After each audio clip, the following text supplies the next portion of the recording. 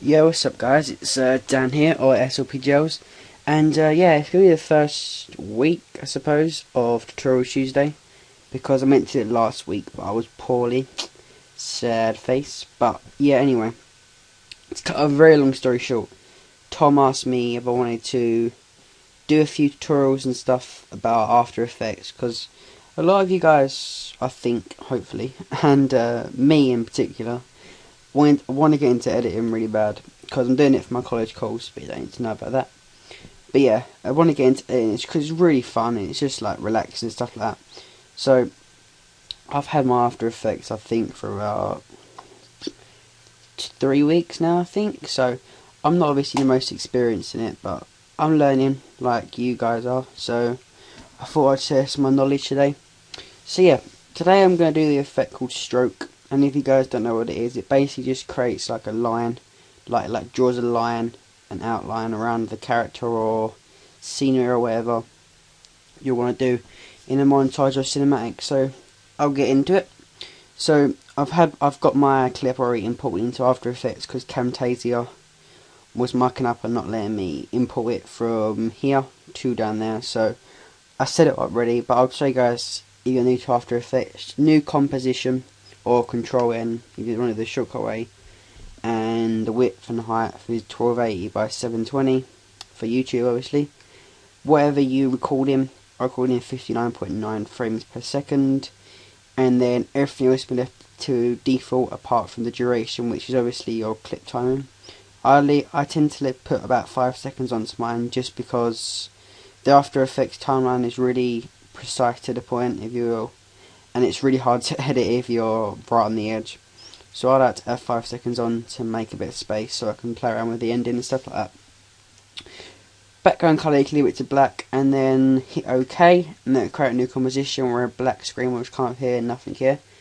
Then you want to come over to File, Import File, or Control I for the shortcut way, and then you can just import a clip that you've got, whatever clip you want to import.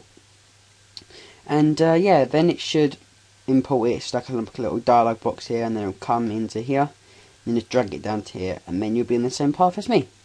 So you might want to start off by giving it a little color correction. Now, when I color correct, I like to put it as an adjustment layer because I like to leave the video as it is. So if you want to do it with the video, then just click on the video layer and follow. But if you don't, then you want to right click, press new, and then adjustment layer, and then come to effect, color correction. Then I just like to do curves, just make it a bit lighter, and then wow, what the hell,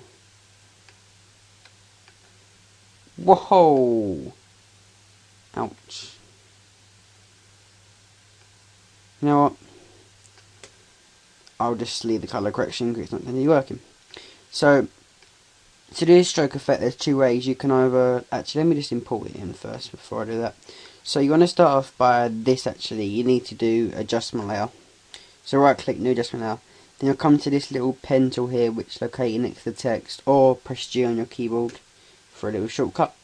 And now you want to create a mask around wherever you want the line to draw around, so to speak. So mine's going to be really rough, so you guys can, just for this tutorial, obviously you guys got more time and can do it more perfect than mine. Nevertheless, I'll do mine really quickly, and so it doesn't take too long.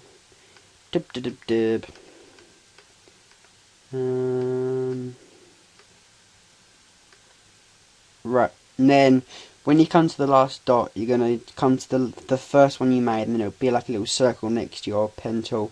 Click that, and then that should create a mask around wherever you want to do. And this tool here, you can turn your mask on and off so you can see what you're doing.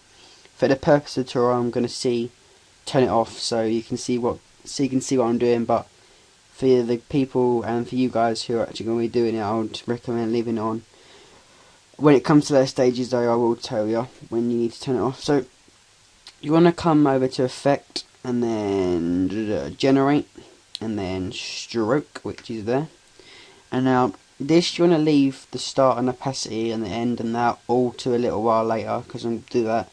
I like to edit mine from down here because I find it easier, but Now I'm going to turn this off so you guys can see here. Like, as you can see, there's a really thin white line around which I want to draw around. Yeah, if you come to brush size, I like to put mine to 6. I think that makes it a nice standout colour, width and thickness size, so you can see it. But it's not too cartoony like, for instance, that, which just makes it look horrible. But 6 is nice, anywhere from around 5 to 7, I think. Yeah, 7 don't make a difference either. And then you can obviously change the colour around. I'm going to do mine blue, just because I like blue. But I feel that black works mostly the best for most of them, but it's obviously your guys' personal preference. So after you've done actually do a thick black line, or whatever colour line around your mask, which you've done. So now you want to come down to this little drop down arrow next to this purpley colour, or whatever the colour yours is here, and then effects, and then stroke.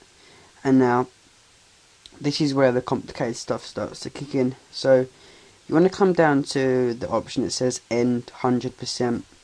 Now if you come up, it will start there. So you want to get to a place where you want the drawing to start to appear, and you want to hit the little stopwatch next to the end so it knows where to keyframe, where to start it, and you want to change the 100% to 0, and now the line will disappear. That's perfectly fine.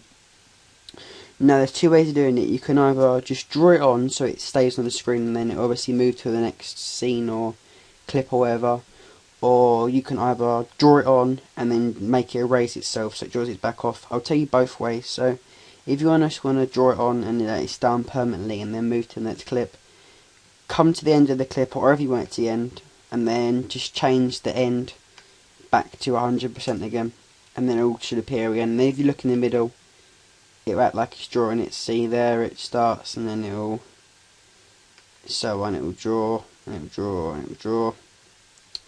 But however, if you want to erase it out like I like to do, then you want to come to about a quarter to a third of the way in and set another keyframe. Actually, just change that back to 100 again so it's thick again, but this time it'll be much quicker drawing, so it'll be like a super draw.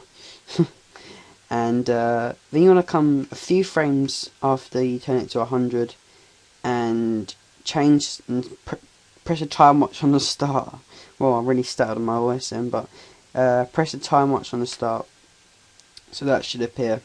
Then you can leave that at 0% where it started, and then you can go all the way to where you want it to end, or finish erasing itself out. I think about there is fine, and change that to 100. So now I can't play it back, my computer's really laggy, but you see it will start drawing itself and then it will finish and then it will start erasing itself back out again.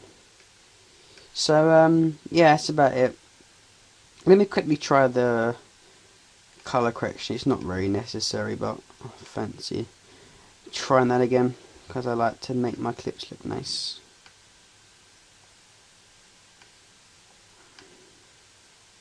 You know what, I'll leave it like that. Actually, no, I won't leave it like that because that looks just gay. So yeah, that's about it, guys. Thanks for watching the first week of Tutorial Tuesday.